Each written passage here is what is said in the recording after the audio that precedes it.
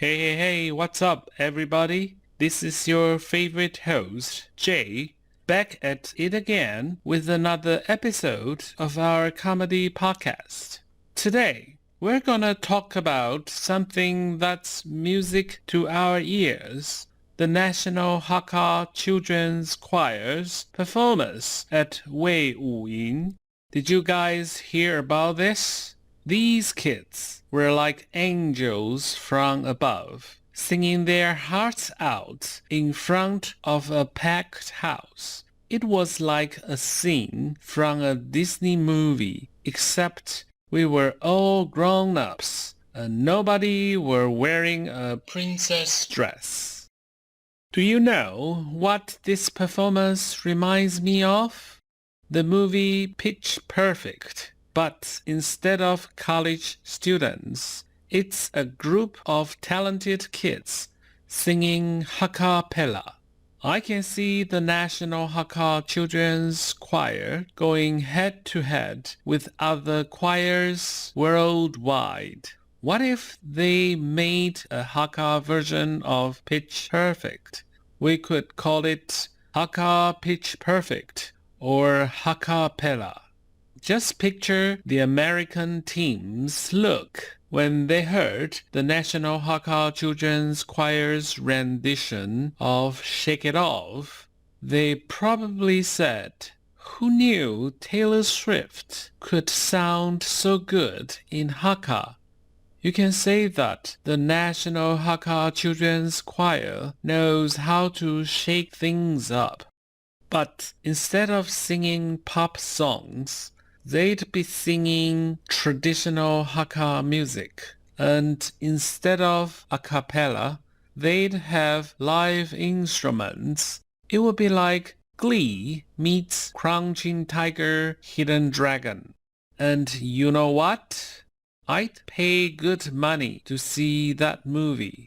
I mean, who wouldn't want to see a bunch of kids slaying it on stage, singing songs in a language that most people can't even understand? But you know what's even better than watching a Hakka choir perform? Watching me trying to sing Hakka folk songs. It would be like watching a fish trying to ride a bike or a dragon. It's just not gonna happen. I mean, don't get me wrong. I can sing, but Hakka folk music is on a whole other level. It's like trying to solve a Rubik's Cube while blindfolded. And if you ever need a good laugh, just imagine me trying to sing Hakka music. And if you ever need a good dose of culture, see the National Hakka Children's Choir. It's a win-win. But seriously, let's give it up for those kids. They sang 6 masterpieces by the late Hakka composer Xu Songrong. And if you are wondering who that is, no problemo. I had to Google him too. But let me tell you, his music was on point, and these kids did it justice. Have you ever thought about being one of those kids? I mean, I was scared to even speak in front of my class when I was their age, let alone sing in front of a packed concert hall. But these kids didn't even break a sweat. They were like, "We got this." And let's not forget about their conductor, Hong Mengxian. She led these kids to victory, and they delivered. She's like the LeBron James of choir conductors. I mean, if I had a choir, I'd want her as my conductor too. But you know what? I think we need to give these kids a break from all that classical stuff. How about we put a little spin on it and make it a little more modern? Let's see what happens when they sing more Hakka version of Taylor Swift or Bruno Mars. I bet if we gave these kids some auto-tune and a beat, they'd be the next big thing. Move over, Justin Bieber. We got the National Hakka Children's Choir in the house. But all jokes aside, seeing how talented these kids are is impressive. They are the future of music, and it's great to know they are keeping the Hakka music tradition alive. And can we talk about the venue for a second? Weiwuying is no joke. It's the largest single-roof complex theater in the world, right here in Taiwan. I mean, we are so lucky to have such a world-class venue in our backyard. You know, it's funny how people are always obsessed with being number one or having world-class facilities. It's like we all want to be the best of the best. I mean, I get it. It feels good to be on top, but sometimes wonder if we are taking it a little too far. Like, do we really need the world's largest single-roof complex theater? Can't we just be happy with a regular-sized theater with good acoustics? And don't even get me started on the obsession with being number one. Why does everyone want to be number one?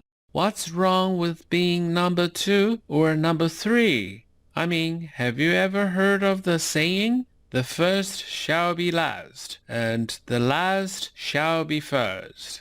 Maybe we should start embracing that philosophy. Let's all strive to be the last instead of the first. That way, we will always be pleasantly surprised when we end up on top.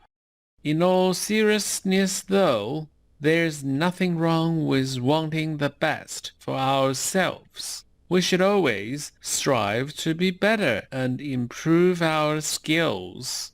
But at the end of the day, it's important to remember that being the best doesn't define our worth as individuals. A theater alive is worth the drive. That's why Weiwuying is such an important venue. It's not just a building where people perform. It's a place where art comes to life. It's a place where we can escape the monotony of everyday life and be transported to another world. I can only envision how these choir kids must have felt standing on that stage with the spotlight and thousands of people watching. It's like the Super Bowl of choir performances. And let's not forget about the acoustics in that place. You could drop a pin and everyone in the audience could hear it. Maybe we should hold a comedy show there so everyone can clearly hear my jokes. Honestly, I'm just so proud of these kids. They worked so hard and it paid off. They delivered a performance that will be remembered for years to come. So, if you ever get the chance to see the National Hakka Children's Choir perform, do yourself a favor and go. Trust me, you won't regret it. Well, that's all for today, folks. Thanks for tuning in to our comedy podcast. See you next time.